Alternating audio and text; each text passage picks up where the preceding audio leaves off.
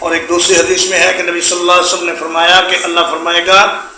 میں جبار ہوں، میں قہار ہوں، اور میں مالک ہوں، اور میں ہر چیز پر قادر ہوں۔ اللہ کی صفتیں بیان کرتے کرتے نبی صلی اللہ علیہ وسلم پر اس قدر کپکپی طاری ہوئی کہ ہم یہ سمجھے کہ نبی صلی اللہ علیہ وسلم ممبر سمیت زمین پر گر جائیں گے، مگر لوگوں نے اللہ کی ان صفتوں کو ماننے سے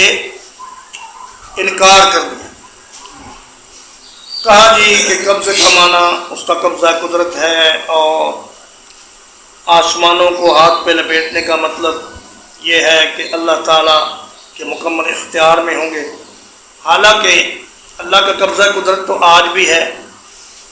اور اللہ کے اختیار میں تو ساری زمین و آسمان آج بھی ہے۔ پھر قیامت کے دن خاص کیا ہوگا؟